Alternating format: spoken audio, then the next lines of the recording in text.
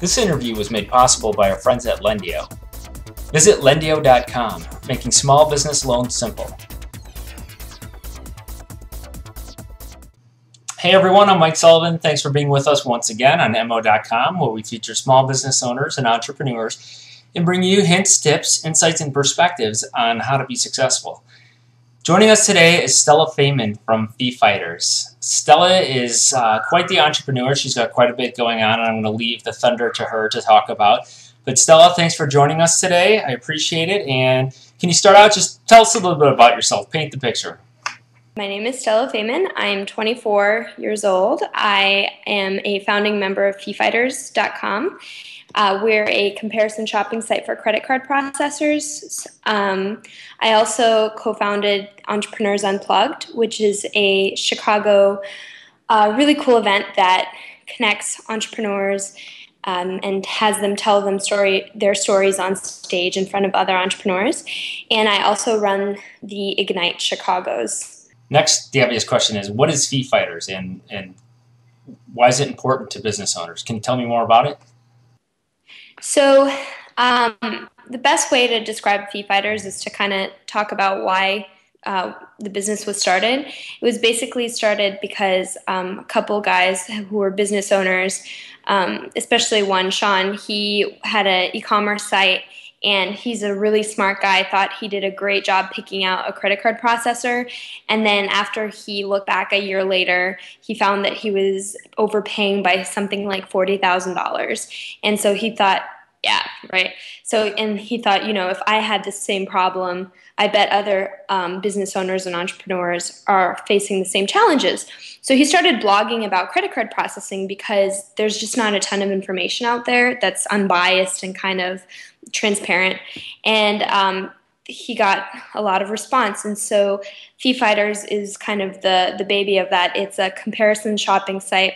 It makes shopping for a credit card processor as easy as shopping for a plane ticket on Expedia or Kayak. So it just really simplifies the process and makes it much more transparent.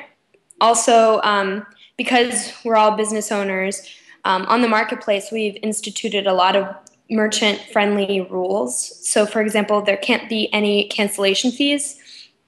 A lot of times merchants will get locked in to contracts that have unfavorable terms with a hefty cancellation fee. So that's not allowed. And there can't be any hidden fees. And we actually audit statements each month for our customers to make sure that there's no bait and switch or anything like that. What are some of the basics that small business owners and entrepreneurs should look for or be aware of regarding credit card processing? It's hard. The number one thing to know about credit card processing is that you should pay the lowest rate possible. There's really no reason to be paying extra because of a brand name or something like that.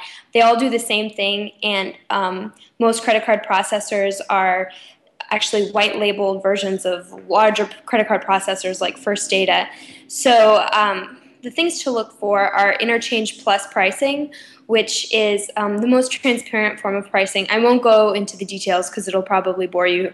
But so it's interchange plus pricing, contracts that don't have a lot of extraneous fees like annual fees or minimums or things like that. It's important to read the fine print and make sure that there's no cancellation fees. That's a big one. And most business owners don't know that you can actually really negotiate down by comparing a bunch of different providers. So FeeFighters makes it really easy, but if you were to go out and just kind of make processors compete by sending different contracts, like you can lower your rates significantly. What is your marketing strategy like? I know I've seen on a lot of the sites I go to, I've seen the FeeFighter banner ads. Is that your primary strategy? So most of our marketing is actually inbound. We have a very prolific blog that I manage, and we write about credit card processing. We write about small business and startups. And so a lot of our traffic comes through our blog. We also have a pretty active SEM campaign as well as an SEO campaign. And we really try to, the challenge for us is that credit card processing is one of those things that you really can't make someone care about it if they think they're okay. But at the point at which they're searching for a processor, if they find FeeFighters, they're so happy. So the challenge is finding the right people at the right time. And so that's why we found inbound marketing to be pretty effective, because if someone is searching for, compare credit card processors online, that's the person that is the ideal customer for FeeFighters. From your perspective, what can you tell us about being a young startup company? It's very challenging, and you have to be very flexible in terms of both the day-to-day and the long-term visions for the company. It's really exciting. So up until the beginning of 2011, there were just 3 of us working on FeeFighters. Now we have 8 people. And so when I tell that to someone who's working at a large company, they don't really, understand the significance. But for us, it's a big deal. We've almost tripled our team in just the last few months. And finding the right team members is tough. Finding funding is tough. We're lucky that our CEO spent a lot of time talking to investors and getting the right investors. And so I think we're in a good place for growth right now, and we've got some exciting stuff going on. But I would say the most important thing is just kind of sticking to that core value proposition. We're all about saving business owners money and making things really simple and user-friendly, and we were really passionate about that. You're pretty young. This is your first venture out of college.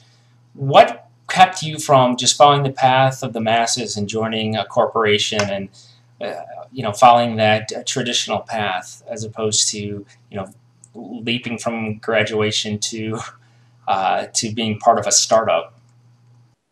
I'm an entrepreneur at heart. It's something I realized pretty early on, but I never really knew there was a title for, being called bossy all your life and most opinionated in high school and things like that. And then when I was in college, I realized that there was an actual job that I could do that was that, and that was to be an entrepreneur. And so when I was just graduating from college, it was in 2009, which just 2 years ago, but the economy was like the worst economy that you could possibly graduate into. And I'm actually thankful for that, because I probably would have gotten sucked into something like consulting, which is what most of my peers ended up doing. But by talking to a lot of people at a lot of different companies, I came to realize that I really wanted to work at a place where, I didn't feel quite ready to go off on my own, but I wanted to work somewhere where it was really early stage and I could learn quickly and contribute, and that my contribution would actually be, taken seriously and have an impact. And so I love it.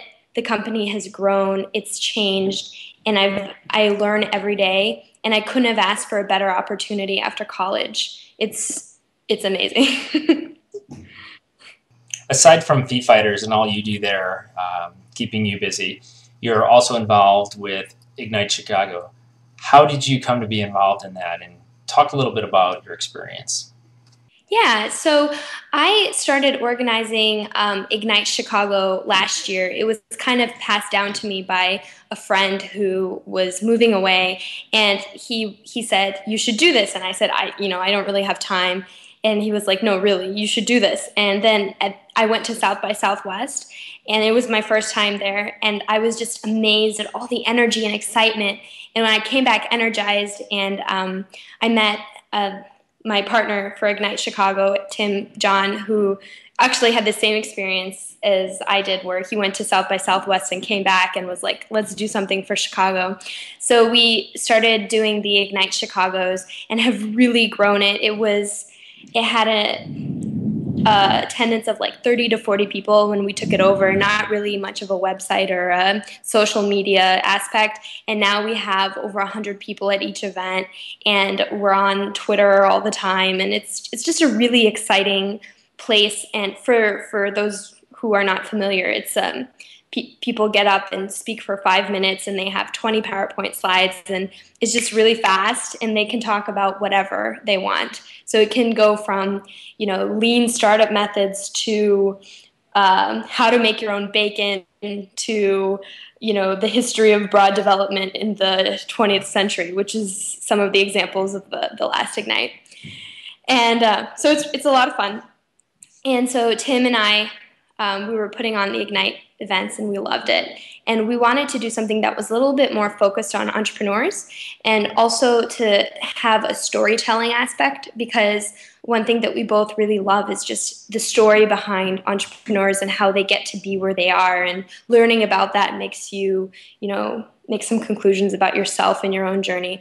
So we launched Entrepreneurs Unplugged earlier this year, and it was a great success. We had over 200 people at the first event and about a little bit more than that at the second event.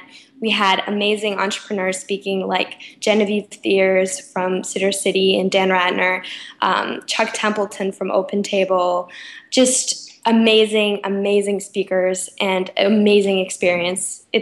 I can't say enough about it. I'd love to ask this question of Chicagoland entrepreneurs. How do you see, or how would you describe the Chicagoland startup scene right now? In the 2 years that I've been involved in the startup scene, it's just a day and night transformation. It's a bustling community of supportive entrepreneurs who really want to help each other and help the community at large. There are so many organizations and so many resources now, like the Chicagoland Entrepreneurial Center, the Illinois Technology Association, Built in Chicago, Technori, Tech Week, like the list goes on and on. Entrepreneurs Unplugged. So the community is growing and it's very supportive, and I'm really excited to see where it goes in the next couple of years. Thanks for your time, Stella. It's been great talking with you. Thank you so much. I appreciate it.